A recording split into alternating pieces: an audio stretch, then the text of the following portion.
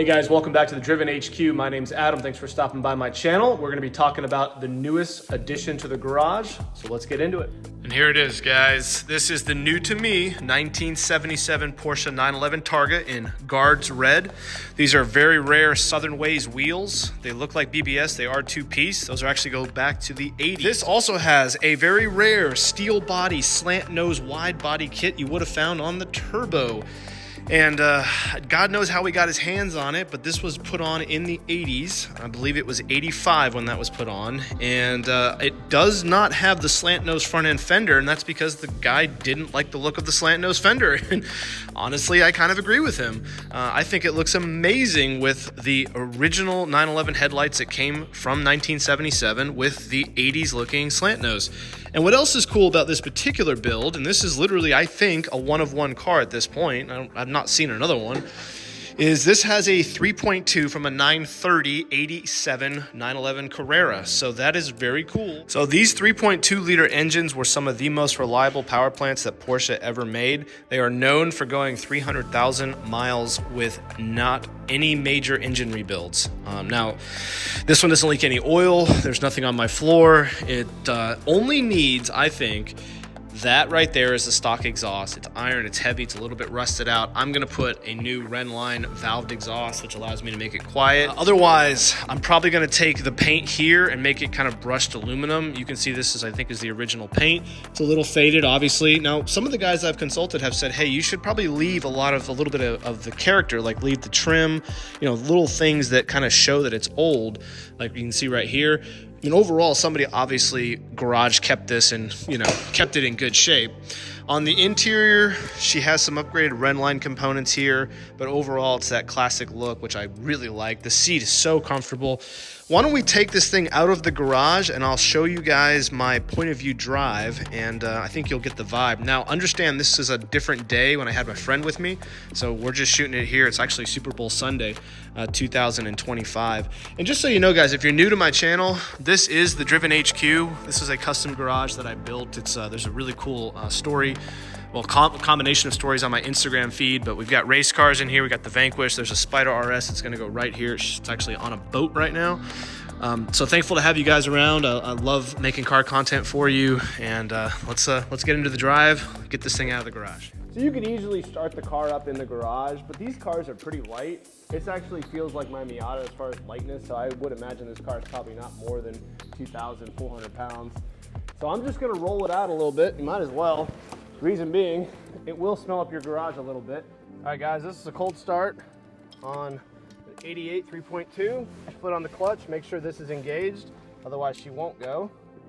Turn on the fuel. Fires right up. There you go.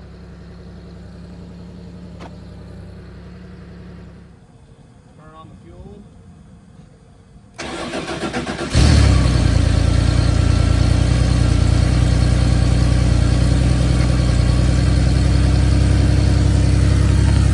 In order to get this car out of my driveway, it's actually a small act of Congress. Just because it's super tight. I could probably make that turn, but I don't feel like testing the limits on it. So again, if I'm gonna go into reverse, I go to second, fourth.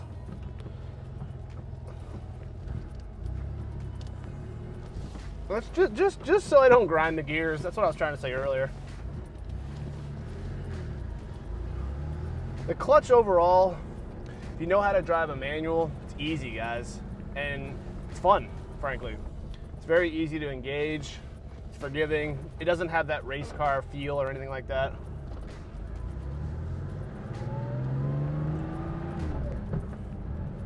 I don't know. I love driving it. I really do. You know, everybody looks at it. It definitely got that vibe. The reality is you just don't see these cars anymore, you know? And it's such a unique experience. It feels so special. You know, Porsches are so flippin' hot right now in the market.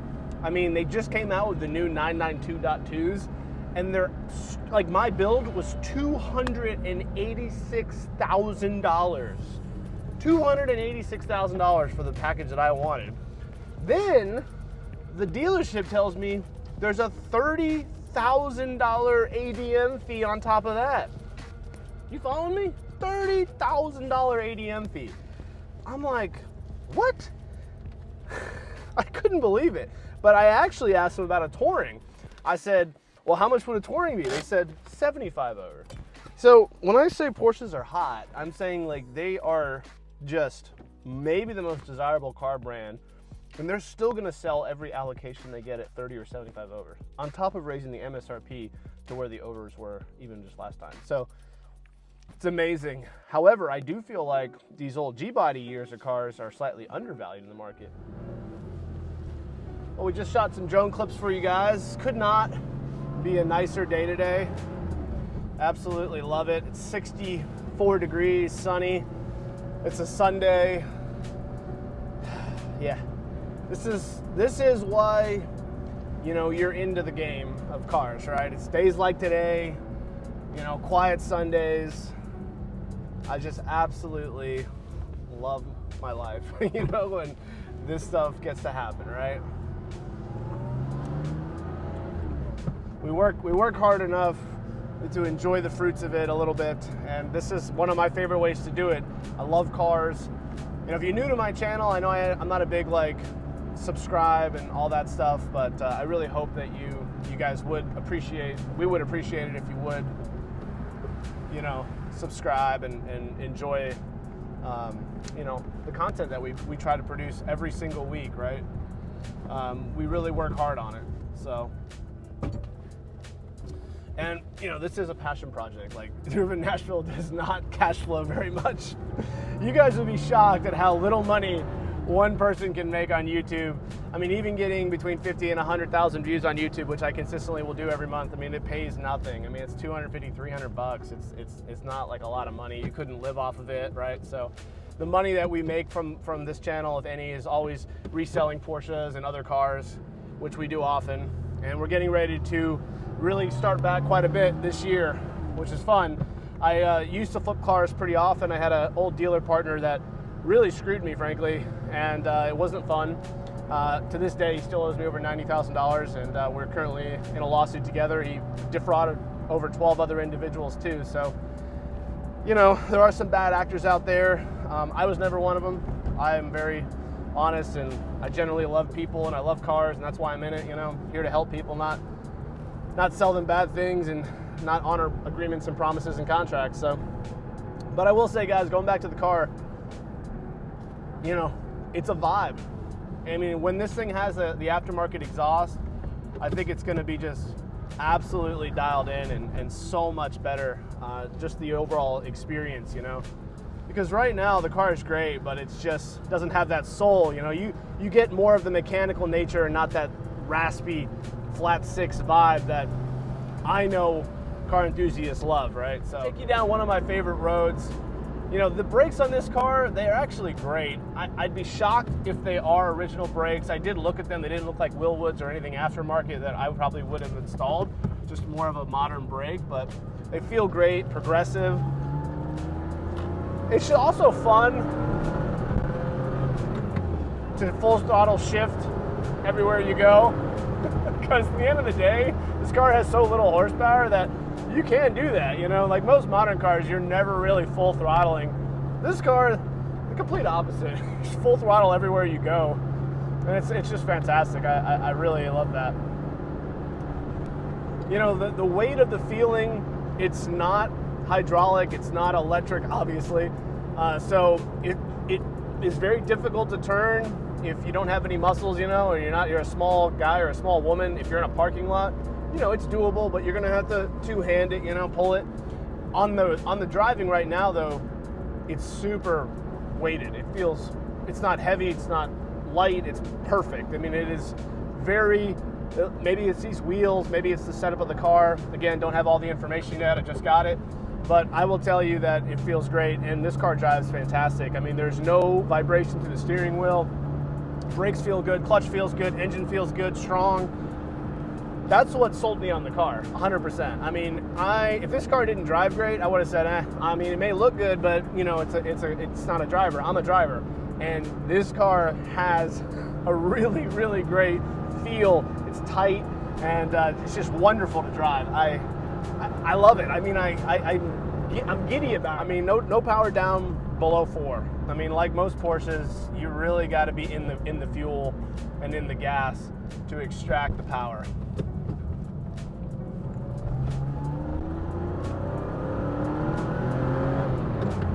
And that's right there, 5,000 RPM shift. That's another 5,000 RPM shift, and we're doing 75. So, you know, 3 to 5,000 pulls, and you're up to speed. I mean, that's highway speed. So it's got plenty of power. I mean, don't get me wrong. What it's lacking right now, I think, is soul. And that's what's I'm gonna get rid of that old heavy iron exhaust. I heard putting on the Renline exhaust will save something like 30 pounds or 20 pounds of weight right on the back end of the car, right? So that's gonna be a worthwhile upgrade, not only in sound, performance, but also just in weight savings. And you guys know the enemy of speed is weight. I vibe with it, guys. What can I say?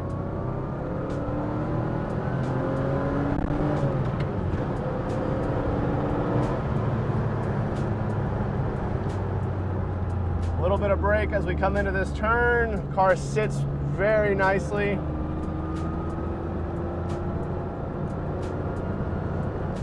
Just wonderful. It's a wonderful driving experience, guys. Really, really, really enjoy it.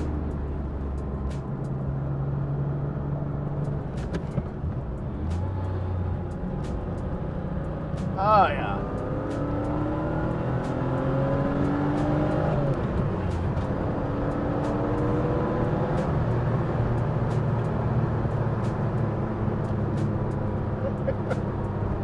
I mean, again, what are you looking for out of a car, right? I mean, if you're looking for outright track speed, don't buy this. You know, if you want to get that, I've got a GT, Spider in the garage, or about to have one. But name another car that, is going to give you that kind of just visceral, organic, mechanical, you got to do everything yourself experience. And you got to go with an older car, I mean, you got to go with a classic car. And so that's what this is. And I think the driving experience, if you really know how to drive and you already have fast cars and you've already gotten that out of your system, I think this is it. This is where it's at, And I think these cars are going to go nowhere but up in value. I mean, gosh, maybe one day they'll start making these classic cars again and just making them in EVs or something. I don't know, but at the end of the day, right now, I don't think that's going to be the case.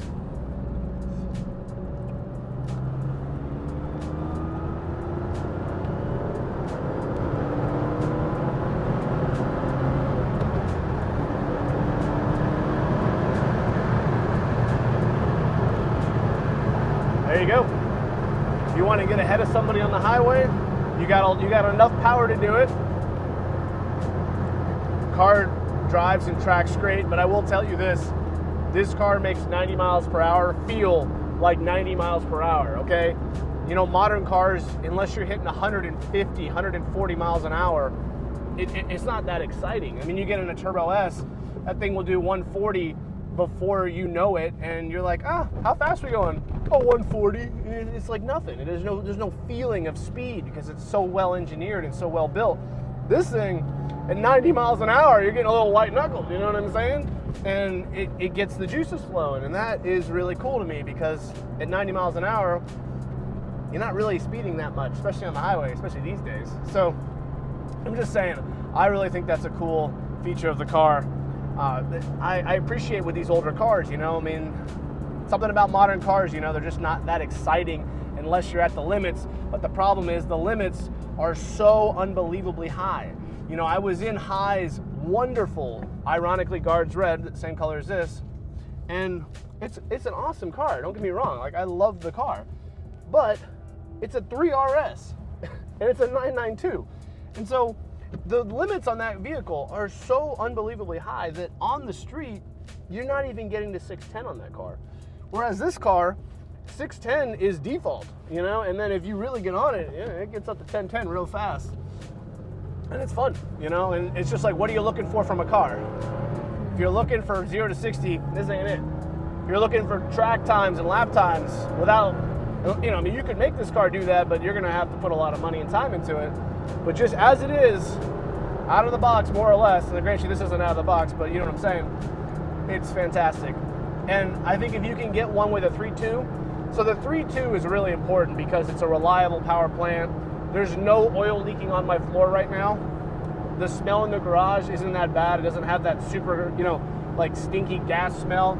So overall, that's what sold me on this car. I mean, the driving experience, sure, but having that 3.2, and I know when I get that exhaust on that, the soul factor is just going to go through the roof, and I'm really excited about it. The more I talk about it, the more I want that exhaust. I got to go online and buy that son of a bitch, but all right, let's cut it. You ready? All right. I might have my compadre here help me out, but one hand there, one hand here, again, not hard. I'm not even looking for it, I'm just gonna feel it, see if I can feel it. There it is. Okay, okay.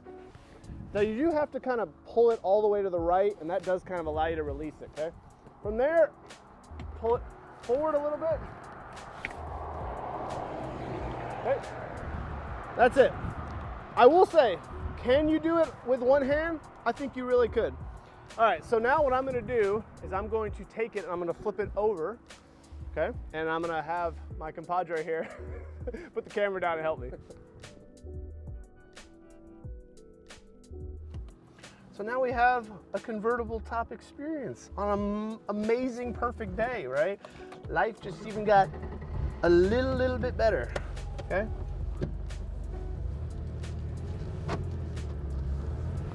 I think we'll drive through Arrington Vineyards, a very nice road, perfect road for this type of vehicle now. But when I say it's a vibe, guys, like now it's really a vibe, okay? You know, I got the windows open because I want to have the ability to talk, but I'm going to enjoy this car now going the speed limit, you know, and name that many vehicles, especially in this category, sports cars, enthusiast cars, where you can enjoy it going the speed limit. I mean, they're mostly only fun when you're really romping on it. That's the number one thing I love about this car. I mean, here's the thing. Camera wasn't on. I got my hand out the window, right? I'm just vibing, you know? I mean, I'm just buttering it along. These engines, while they're great in linear power, they're also really stable and comfortable if you're lugging them. So you can go down to 1,800 RPMs. The engine doesn't really get unsettled. Now, granted, if you full throttle it, you know you felt the shove, but like, you know, you're not really going anywhere. There's very little torque. But look at that, I can do 2 fingers. See the smile? It just pops up. I mean, what do you want me to say? You know, I mean, I'm 38 years old. Most of the guys that I know own these things 50, 60, 70 years old, right? And so if I can appreciate them and learn to love it at 38, I really think the next generation of guys like me are gonna really get into these cars as much as the older generation has. Now, I also think that that's gonna happen too on the classic American cars, the Mustangs and the Camaros and all that stuff too, because right now those cars are kind of taking a dump in the market, especially during COVID, because that generation is dying off. So the question is, and this could be the same thing, does the new generation of enthusiasts, being me, do we appreciate these cars? Do we buy these cars? Do we pay the values that I hope somebody will one day for these cars? My gut tells me, at least with Porsche, it's very safe. With Mustang, it's safe. With all manufacturers of classic cars, I have no idea. You know what I'm saying? Like if it's a really popular car, like Porsche obviously is super hot, all their classic stuff's gonna be very desirable forever. A couple of them are coming to my mind, like a classic Jaguar. I don't know. I mean, with what they're doing with their brand and everything, you know, 50-50, right? Beautiful cars, amazing cars. You know, they competed with the Porsches, but I don't know about values and like and desirability and all that. Back road, guys, you know.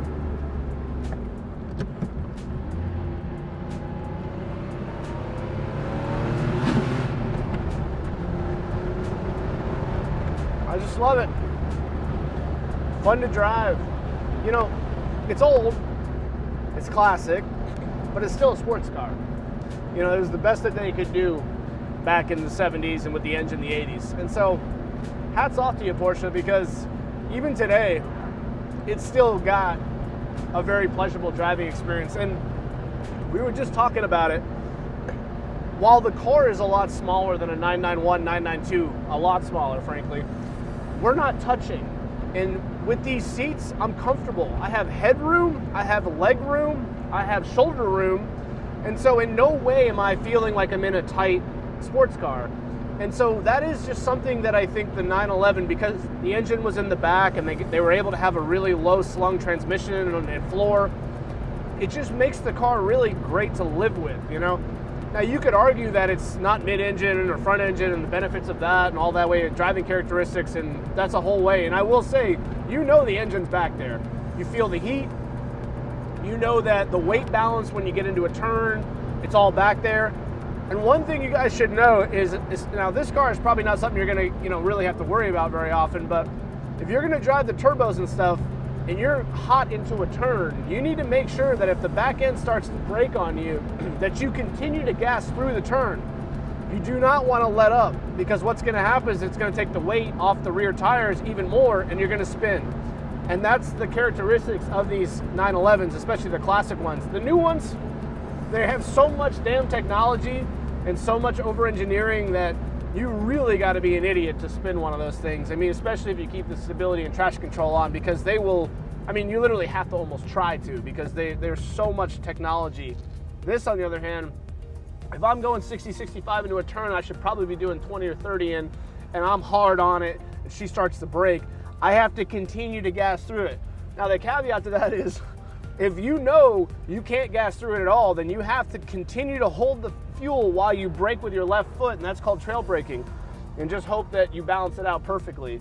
It's hard to do, so that's why when you drive this car, again, it's a vibe. You're not trying to go into the turn at 60, you're just having a good time going 35, 40, which is basically the speed limit. You tracking with me? Again, guys, I want to thank you for watching. I hope you learned something about this 1977 Porsche 911 Targa. Now again, slant nose wide body kit, 3.2 from the 88. So again, this is obviously not a standard one.